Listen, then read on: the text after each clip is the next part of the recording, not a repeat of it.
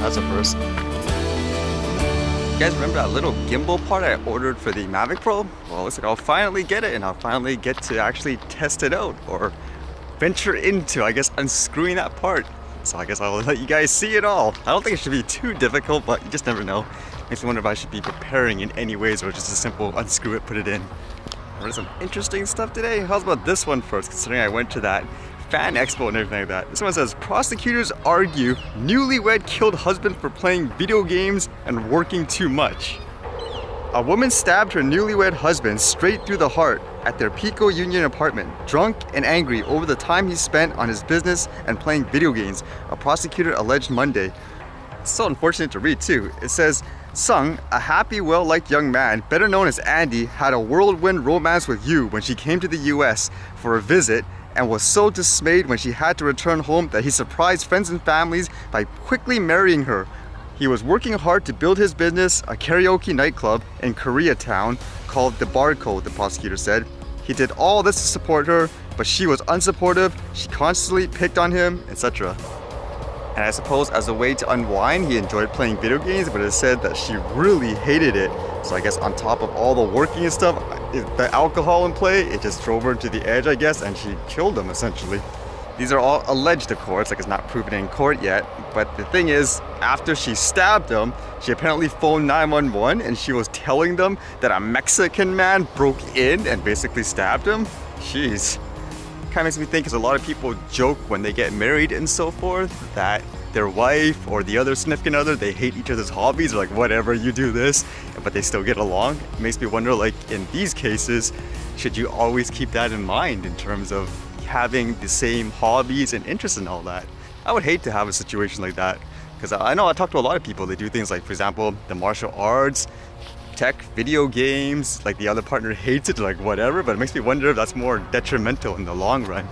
Everything that I do is what molded me to the way I am, in terms of being able to understand, for example, people of different cultures and stuff like that. Basically all my hobbies and interests basically molded me into the person that I am too. So I don't know, to me it's weird when you enter into stuff like that, where you would like quickly marry someone yet they completely despise one of your like important hobbies, I guess, that you do like in your life. Then again, there's probably a gazillion of you out there who have a successful relationship for years where the partner could care less about your hobbies and so forth, right? That makes you wonder what the balance is. Although that's an extreme case, I would never want a situation like that. I just know from reading things like drone forums and stuff, it seems like the common theme about relationships and drones is always, how can I find an excuse to buy this drone so that the significant other would basically say, okay, go ahead. Speaking of things like drones and stuff, basically I read this one today. It says, drones are a real buzzkill, even if they do take cool footage. So from what I gather, it's a local person here who basically goes hiking and stuff like that with his family, but then whenever he's at a certain location now, it's more common to see a drone or hear it, like flying and capturing footage, which he finds basically annoying. Like he gives the example here, he says, my family and I were out for a hike on a bluff high above some cabins in a remote area in BC.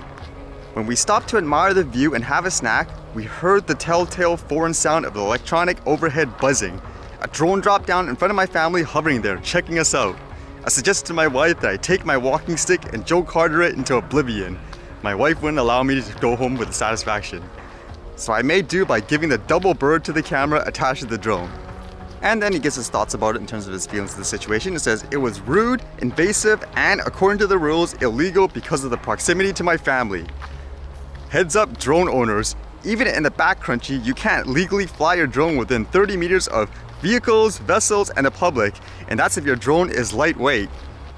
And just for a little clarification, during that Transport Canada meeting, they said in terms of flying the vehicle has to be occupied. So if a car is parked and there's nobody there, like technically you could still fly there assuming all the other things are okay. And in terms of people, you can fly around the people as long as they're, quote, part of the operation, which they kind of define as, if people are okay with it, like, yeah, go ahead, fly there, like I want to be in the footage and all, then that is okay. It's more about going, I guess, right up to, like, say, a crowd of random strangers, going right up to their face, like that, they would deem as illegal.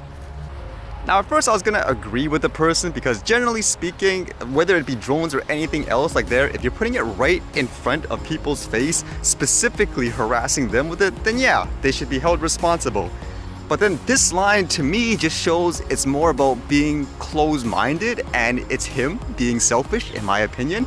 Because when he's talking about the rules here, it says, if your quote nerd-copter is a heavier model, the distance is 76 meters. The fact that he said nerd-copter shows me that he's kind of putting everyone into a certain bucket. It seems very derogatory, like the way he's saying that. To me, it shows closed-mindedness. Essentially, it's one of those things where it's not so much necessarily that maybe the person is doing something bad, it's just that you hate the tech or whatever it is because you don't do it. So because of that, you think, okay, get rid of them all because I'm the only one that's in a sense entitled to have this space or something like that. It reminds me of the other article where someone was hiking up a mountain or something like that, and then he's complaining because when he's up there he can hear like a drone buzzing sound all of a sudden, whereas he just wants them gone now because up in the mountains it should be their own private space. I would say there too, like, what exactly makes you, like that person, feel so entitled that you own the whole area like that?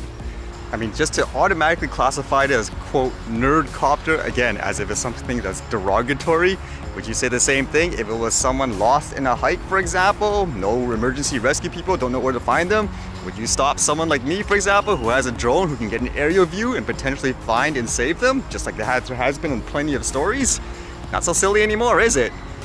And then this point got me to think too, because again, he was just trying to say how annoying the drones are. And he says, much like a cigar or a boombox, drones are obnoxious to pretty much everyone but the person using it. Maybe it's just perspective, but from my experience, when I go out flying the drones, almost everyone, when they walk by, they either wave at it, like they want to be in the shot, or they're like, come down, like, let me see this. I mean, it's just a polar opposite, I guess, mindset. So you can't basically just say like, oh no, everybody hates it except for the people actually flying it. I mean, for a person like me, I fly it to capture it just for scenery, just like a regular camera as well. I share it with other people. Like those hikes that you've seen me do when I hiked up the mountains and so forth, when people see the views, they're like, wow, it makes people happy.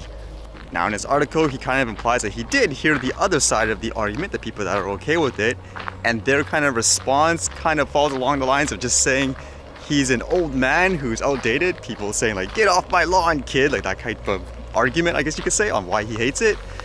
From my view, just from reading what he wrote and so forth, my conclusion personally is just that he's closed-minded and in many ways a little discriminating if you're gonna say things like the quote nerd-copter and all that stuff.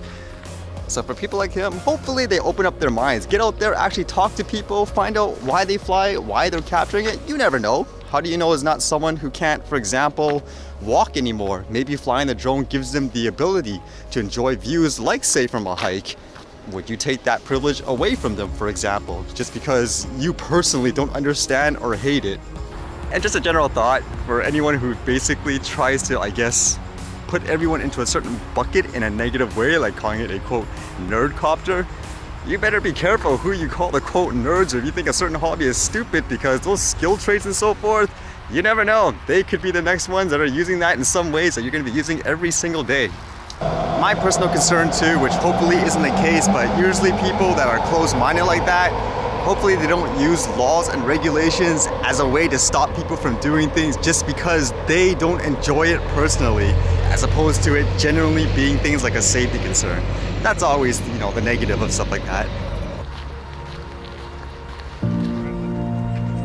Pretty nice. Wow, look at that. This one? Is that a camera? Yep. This one? Oh, you're filming with that? Yep. Oh, look how tiny that thing is.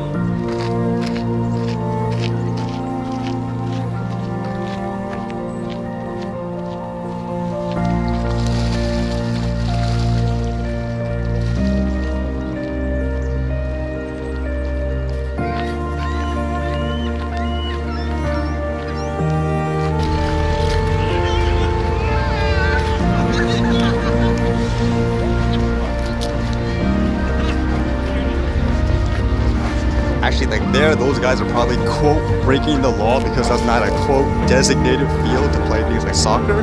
But like in that case, they're not doing anything wrong. Why make a big deal about it, in my opinion?